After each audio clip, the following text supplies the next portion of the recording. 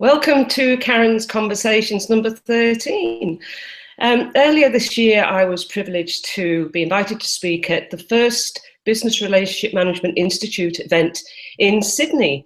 And I had the pleasure of meeting one of the co-founders of Business Relationship Management Institute, BRMI, Aaron Barnes. And I'm so lucky that Aaron's been able to join me on this conversation. So I'm going to throw to Aaron to introduce yourself. Welcome. Thank you, Karen. Lucky number 13, huh? Yeah. All right. So as you mentioned, I'm one of the co-founders and co-CEO of BRM Institute, and looking forward to the chat here. Okay. So tell us a bit more about the Business Relationship Management Institute and its aim. So what does it aim to do? Sure. So we founded the Institute in 2013. We'll be 4 years old this January, so it's gone fast. We look to enable BRMs around the globe so that they can strategically partner with the business and drive business value. Excellent. So yes, I recently became a member, and there's such a wealth of information on the campus. It's overwhelming when you first have a look at it, but it's really some really great stuff. So I'd recommend it. Sorry? A lot of interaction in the online campus, a lot of back and forth with our community. So it's very exciting. Yeah, it's great. So tell us how BRMI started. This is interesting. Sure. Myself, Vaughn Merlin, and Dr. Alexander Zook, the three of us co-founded the Institute. It really grew out of a LinkedIn group that we had started together. We were moderating, and it was targeted, it's called Professional Business Relationship Managers. So that was over, 4 or 5 years ago now. And we were really bringing BRMs in from around the globe, and the group just exploded overnight. And they asked us, as moderators of that LinkedIn group, they said, make this real, right? We're all doing this role. We call ourselves different names, right? But we're all doing the same thing. And so from that request, we co-founded Nonprofit Institute, BRMI, and here we are 4 years later, just in our global community, almost 18,000 members now around the globe. It's really taken off and very exciting. Wow, that's amazing. To think it started just as a, well, I say just, but as a LinkedIn group, and then just grew to what it is now. It's fascinating. Yeah. To give you a little more background, Vaughn, he's been teaching and consulting in the space for a long time, probably 30, 40 years now. I had been implementing, I was mostly the last 30 years in retail IT and implementing BRM teams inside of organizations. And so we grew it out of that. Dr. Alexander Zook had a passion for this and he's seen what it could do inside of organizations. So it just kind of came from there, and we took all the content that we had, made it real by introducing the online campus, the body of knowledge. It's all there, accessible. Yeah, it's great stuff. And albeit the event in Sydney was fairly small, it was just some amazing presentations there. The networking was awesome. So I'm looking forward to the one next year. So hopefully I'll be able to get to that as well. Yeah, in those events, we did 4 of those this year. We had done one a year ago in Portland, Oregon, and that went really well. And so this year we expanded our global presence. And so we did 4 of them this year, BRM Connect events. And we did Australia, we did Europe, Amsterdam, Canada, and then United States, of course. So very, just to go and meet the community and, really build on everything that we've put together. The passion is unreal around the globe, the people that are coming into these roles. It's really, really exciting. Yeah, and one of the interesting things that was mentioned at the event in Sydney, and probably others as well, is that a lot of people, until they see you at an event and they look at the BRMI stand or booth, or like you've got behind you now, and they suddenly go, that's what I do, but I'm not called that. Exactly. Yeah. You're absolutely right. And so, that was really the intent of formalizing all this. That's where the request came from. Putting the standard out there, defining the role, defining the capability, and then taking that forward, putting some credentials around that. So we have two two courses available today, foundational course, which is the BRMP, the professional course, and then the practitioner course, which is the CBRM, certified BRM. The BRMP has been available for about two plus years. We already have just under 2,000 BRMPs around the globe, which is phenomenal. And then CBRM was just announced this last May, and we did our kickoff with Vaughn and Alexander down in Atlanta, and really good reception on that so far. So it's exciting. Yeah, excellent. So I've just completed the BRMP course, so about to schedule an exam, so fingers crossed. But, I was gonna say, how'd the exam go? So you have to let us know. I just finished the training yesterday, so I thoroughly enjoyed it and learned so much. You know, I mean, I've been around this industry, not as a BRM, but in service management and, you know, involved with business relationship management for a while, and just learned so much. And so on that, what was one of your biggest takeaways from the course? The strategic. The strategic side. Yeah, so which is a good segue into my next question, really, because a lot's been written about business relationship management in the past. So talking about, and a lot of our viewers will, you know, use ITIL as a framework in their organizations. So, you know, ITIL talked about BRM, but the BRM role that, you know, I read about and just studied is very, to me, is very different from what was intended from some of the other frameworks. Could you sort of describe the difference and how you see the BRM role evolving? Sure. So what we teach through the BRM capability and role is how to move all of IT to a strategic partner. And I think that's important to realize. It's not just the individuals in the BRM role. One of the key responsibilities of a BRM is to move all of IT. And then the other thing to call out is not just IT. So we have HR business partners, finance business partners. We even actually have external CRMs, customer relationship managers, right, that are coming in and taking these courses. They get the BRMP and the CBRM, and they can learn how to strategically partner, focus on business value, strategy, right? Where are you going? And then they bring that back to IT. How can IT enable that business strategy? And then they ensure business value results through value management. So it's very much strategic and taking IT to that next level, you know, beyond service, being a service provider. Yeah, I like the statement is moving from the order taker to, you know, the strategic partner, right. Because a lot of the BRM roles that I've come across in the past is that sort of order taker and a very reactive role, sort of just saying yes to the business and trying to make whatever the business asks happen. Where, yeah, it's a very different role that we're talking about today. It really is. And when I talk to the CIOs and the different C-level executives, they're like, what is the goal? And I turn that right back around. What is your goal, right? So if it's a CIO, what is one of IT's top goals? And I'm hoping that I hear to become, you know, a leader with business, to converge and to become part of business, not a separate group. And that's where we see the industry going, right? Business is really, CEOs, they're expecting IT to do more, finance, HR. And so we've built the methodology on how to do that and be successful in that partnering role and raise all of IT up, you know, in HR, the different providers. So once that goal is established, the question is how, right? And so how are we going to achieve that strategic partner and lead with business? And my answer to that is always perfect through a BRM capability. Right, so let's establish that capability. It brings teams together across. We share a single business strategy, and we share accountability for results. And that's the one that I think gets a lot of folks excited. But you can't have multiple people accountable, right? The old RACI chart. You can only have one A. And it's not true. And my answer to that is, you know, look at your marriage, right? If you're married, is only one person accountable for that relationship? No, both people are, right? So there's always multiple sides. Everybody takes some accountability. We win together. We fail together. So, yeah. So you've just broken the RACI chart, Aaron. I have. I know. That's the first. The other side of it is what I call, you know, branding. So let's focus on IT. If IT's brand, what do they refer to themselves as? You know, do I want to be a great service provider, or do I want to be a strategic partner? Right? It's how you brand yourself. If all you want to be is a service provider, not belittling them, but the folks that come mow your grass, right? They're service providers. That's all that they are.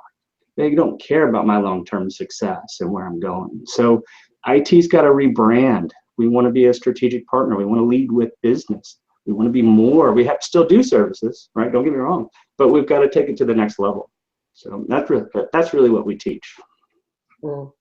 So if I was currently a BRM today, and I am in that reactive role, which a lot of the BRMs I come across are, and I am very much that order taker, what steps, it's pretty hard to say to someone, you need to be a strategic partner. How does that person, what do they do first to start to make that change and move towards? Because it's a big jump.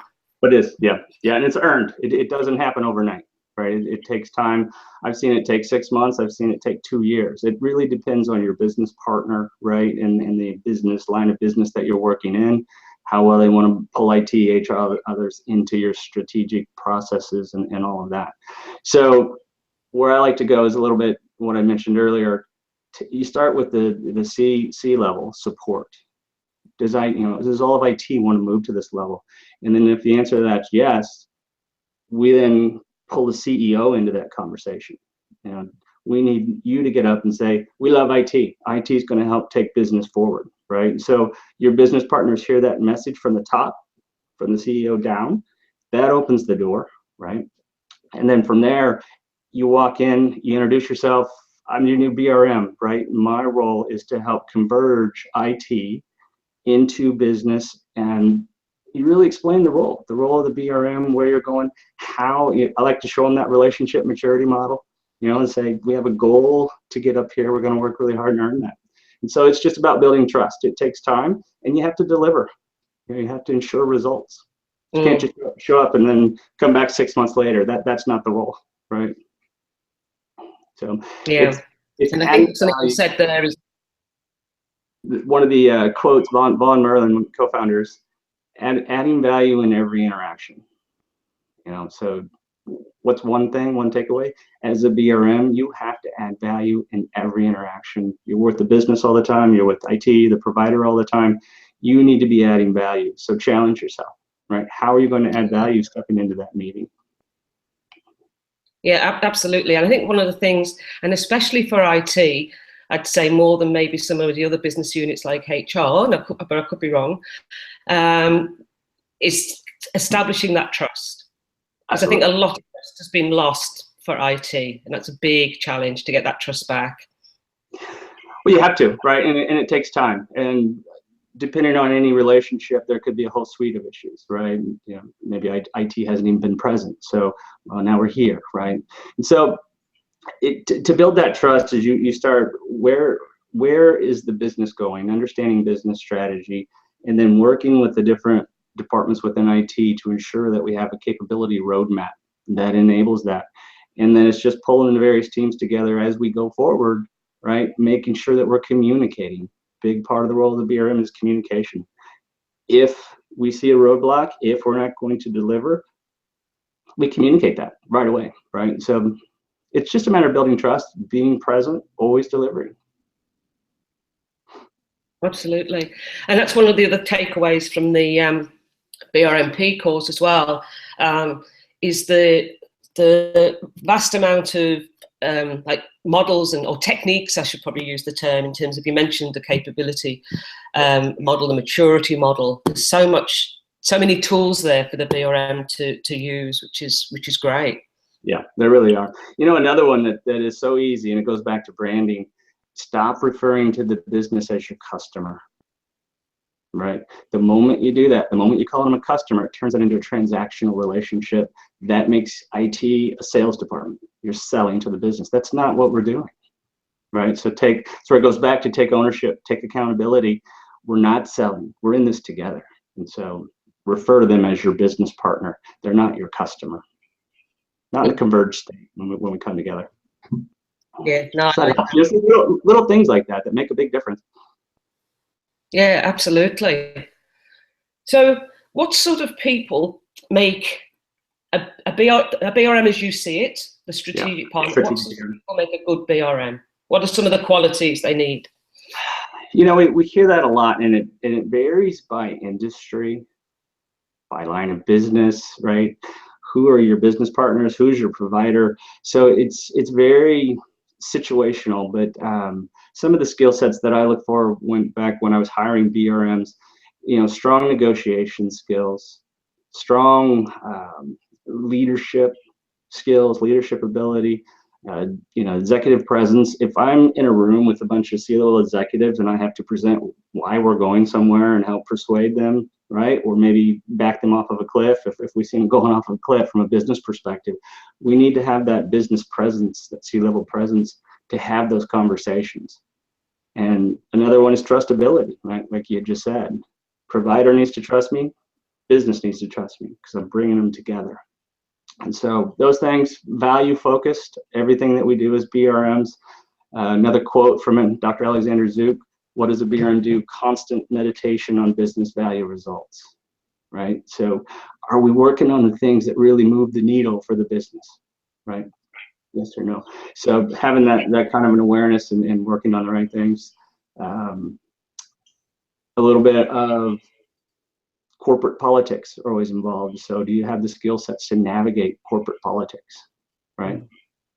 I often get a question: do best BRMs come out of business, or do they come out of the provider, the enabling business unit? And I'll tell you, I've seen great come out of both.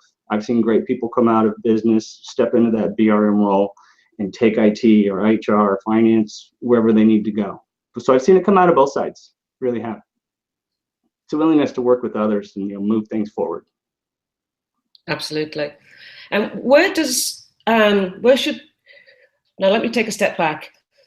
Is there one or many BRMs? How do organizations, and I know it can depend on the organization, but give us an idea of the sort of organizational structure within the BRM sort of community, within an organization?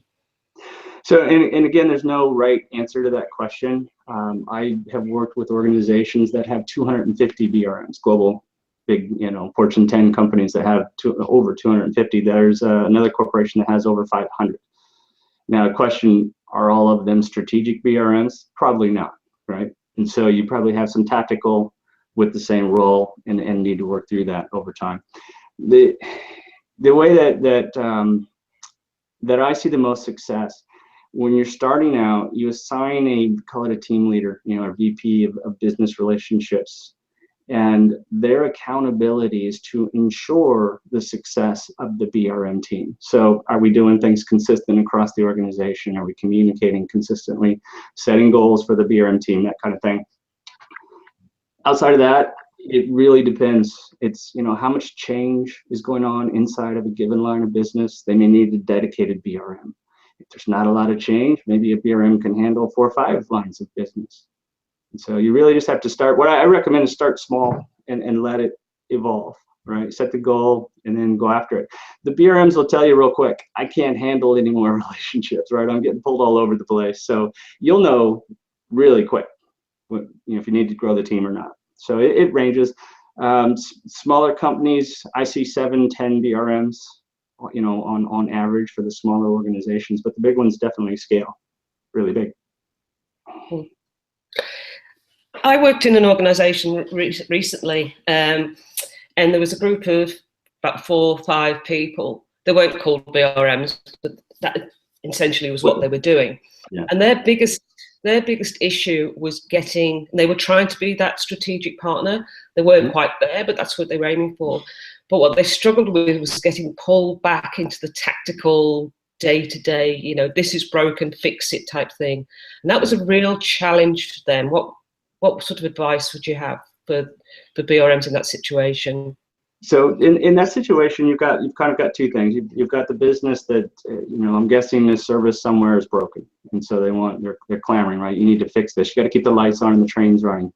That's not the role of a BRM. And so you then need to go back to your service provider, your infrastructure team, whatever it might be, and engage them and say, okay, here's our challenges.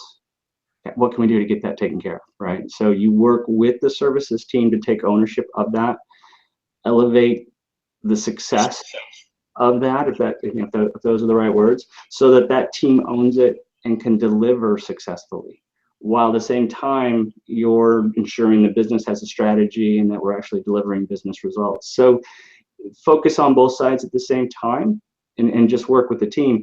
Do not do it, right? And so I always tell BRMs, if actually this came from Vaughn when I first met Vaughn. He said, if you clean the mouse ball, that's all you'll ever be, is the mouse ball cleaner. So stop it, right? And so if in the first, what I call the first business partner meeting, you set the foundation for success in that first meeting. And one of the things you talk about in that first meeting is, I'm not the help desk, right? I'm not the service desk, whatever they might call it. If you need support, if your PC's stuck, if your mouse ball needs cleaned, call the help desk line. I'm an escalation point. So if they're not responding to you, feel free to call me. Doesn't mean I'm going to come clean the mouse ball, but I'll see what's going on for you, right? And so you need to establish that right up front. They're still going to come to you. You have to say no. Say, remember that phone number or the easy button? Go push it, right? And so as long as you're taking that approach, they will learn. But the role of the BRM is then to take that further. So I'm hearing that my business isn't getting their needs met.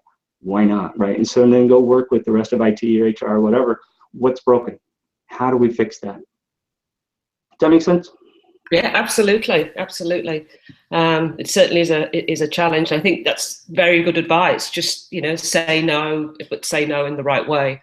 Yeah, I'll give you another one. What I hear a lot, in that first business partner meeting, I always say, I need to know your 3 to 5 year plan when I'm speaking with the business. Where are you going, right? And then I ask them about their value drivers. So what moves the needle for your line of business? And they'll stop the conversation in a dysfunctional environment. And I'm not going to tell you my 3-year business strategy. You can't deliver what I want today. Why are we talking about what I want 2-3 years from now, right? And I love that, because it says, well, if I don't know where you're going, we can't shape IT or HR to get you there, right? So if I don't know where you're going, we're always going to be reactive. So tell me where you're going. Part of my job as a BRM is to shape IT or HR to enable your business strategy, be a business case, funding requests, whatever, right? So I need to know where you're going to get IT to be able to be in the right, staff-wise, budget-wise, whatever we might need to deliver to that. So I said from that perspective, and then we, as BRMs, we address the other side of that. So we say, we're going to be strategic. If things are broken right now, all right, let's get a list of all the projects, all the issues, and let's work through them real quick. Let's figure out what's broken.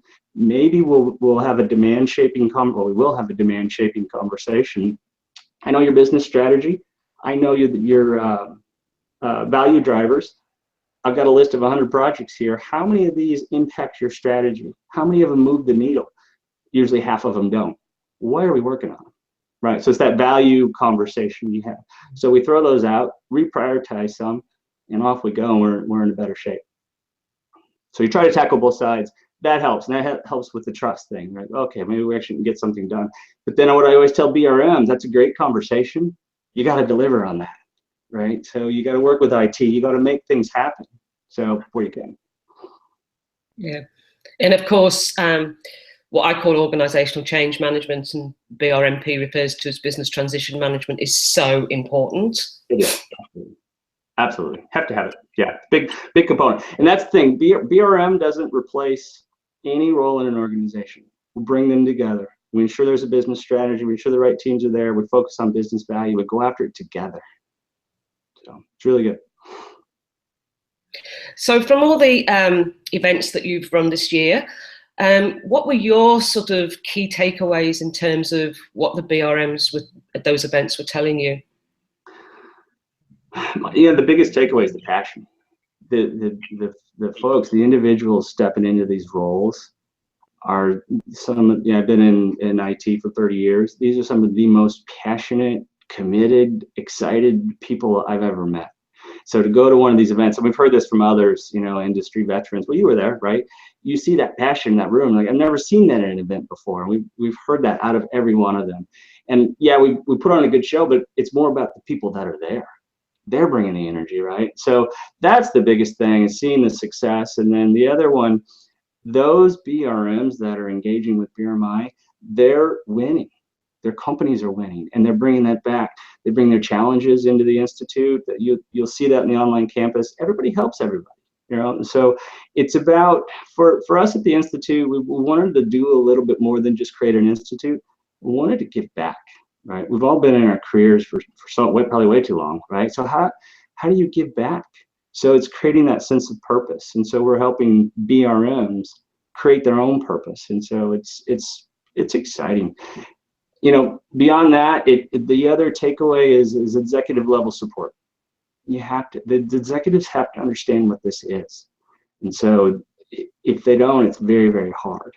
So we've got to work on that, you know, right away. Is there an education plan for your CEO? Does the CEO understand? Does the CFO know what a BRM is? So we've got to focus on some of that. And that's where we're headed over the next, you know, year. We built 3-year strategic plans here, but over the next year, we're focusing on adoption and awareness at the CEO level. So do you envisage any sort of, you know, tools or techniques to help the BRMs engage at that level? Because a lot of them are going to be, you know, having a hard time knocking at that door, even to get the door open. Yeah, absolutely. And it's just education, right? And so if I'm a BRM, I first need to educate my CIO, CXO, whatever. They need to understand why they should have a team of BRMs. Start there, then work your way up, right? So templates, yes, we're going to create those. We'll be sharing some research that we're putting together, you know, real credible numbers on why we need to do this inside of organizations, success stories, business cases. So to answer your question, yes, that's all coming. Excellent. So you've been doing a lot of travel this year, as you mentioned at the start. So what's on the horizon for 2017? 2017 it's going to be exciting. We're going to keep it going. We are seeing, you know, these conferences are really kind of the instigator, if you will, of kicking off the communities. And our focus is that BRMs and our council, we have a BRM council, so BRM practitioners, they own this. And so we're empowering them, a great team down in Australia that have already met 3-4 times, led by Monica Graham. And so we're going to continue that in 17. We're going to do some one-day forums so we can try to get to even some more places, South Africa, potentially South America. So it's everywhere. And that's the great thing about what we're experiencing. It's not just the United States, not just a little pocket. We're having people come in from around the globe. So it's exciting. It's really good. And it's all, you know, it's not driven by a consulting firm saying this is where you got to go. It's internal. It's, you know, it's kind of, hey, my peers are in this industry are doing this and it's successful. How do I do it? You know what I mean? So it's growing because of the success of it, not because somebody says, oh, you have to do this. That makes it real. Mm. And I like the idea of that sort of local sort of BRM council that you mentioned that Monica is leading. That it's not just about the BRMI. It's also that grassroots level on a local basis. Right, and we're building those communities are online all around the globe, so that they can take that forward and be part of this with us. So it goes back to that passion, right? These folks around the globe have the passion; and they want to be part of this. So we figured out a way to give them ownership, and off we go. Yeah, so everybody wins. That's right, and like you say, the passion at the event in Sydney was amazing. The enthusiasm in that room was just awesome. It was glad you were there. Part of it. Yeah. So where can people get more information? We've mentioned campus, but if people aren't currently a member of BRMI, where can they get information? So the best places is our website. It's brm.institute, and we've tried to create that as a home. It's not just a website; it's a place to go twice a week. We have new content out there, so you don't go there just to sign up. Go there every day if you want to learn about BRM, about the role, about the capability. We're trying to put valuable content out there weekly, so it's a third home, if you will. Right? Where do I go? What's happening in the BRM space? It's brm.institute. And that's our public website. Start there and then get engaged. We love to talk to you. We'll connect with anyone that wants to learn more about this and help you be successful. That's why we're here. Excellent. Well, it's taken us a while to actually match up and time zones and fitting in between the travel, so I'm glad we made it happen. Lots of great information. I'm sure there's a lot of people out there who are going to love what we've talked about. So I really thank you, Aaron, for giving up your time and telling us more about BRM and BRMI. Well, absolutely. And I'm glad to have you. We're all glad to have you in our global BRM community. So let's just keep it going. Thanks, Karen. Will do. Thank you.